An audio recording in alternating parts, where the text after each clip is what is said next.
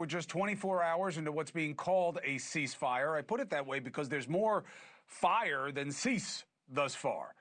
Iran fired on Israel and then the UAE right after agreeing to a ceasefire. Israel sent missiles back, then conducted its largest and most powerful attacks to date on Hezbollah in Lebanon, reportedly killing over 100 people.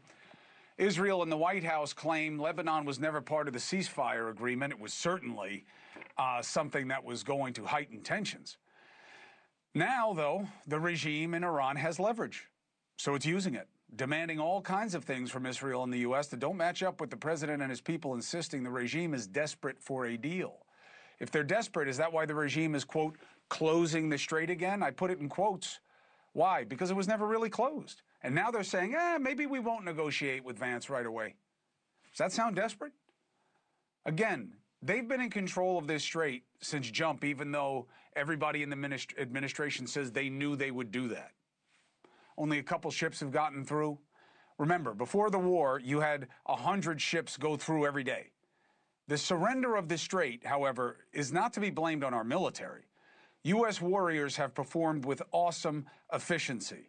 They've had a couple notable exceptions, right? There was a university that was hit. There was a school that was hit. A bunch of schoolgirls were killed. But that is war. The more you bomb, the more likely you're going to do something wrong and terrible. However, the strait is about choices. The strait is about decisions by this administration in what to prioritize or prepare the theater for early on.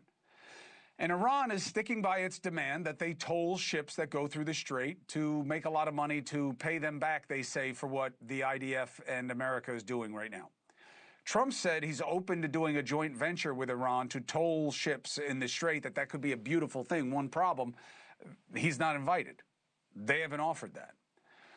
Look, what's supposed to matter? The nuclear program. Clearly, no one is sure. Not the Israelis, certainly not the Americans, not the IAEA, and you can't trust the regime. Nobody really knows what they have, because since somewhere around 2021, when Iran announced that it was going to start enriching uranium to 60%, which is one step below weapons grade, they haven't allowed any real inspections in years. And Iran didn't even mention any reduction in its enrichment plan, in its peace plan that the president called workable, which is odd given that the nuclear enrichment program is supposed to be what this is all about. So when that came out, the president posted that he'll never allow Iran to enrich uranium, and the real plan is something being discussed behind closed doors. He then threatened the media for putting out any other kind of reports. He said he's going to threaten criminal charges against CNN for publishing this version of the plan. Says there's now a federal investigation looking into media companies.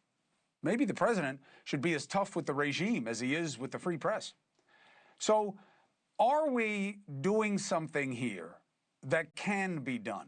Thank you for watching. Subscribe below and download our NewsNation app right now on your phone, and you will get fact-based, unbiased news for all Americans.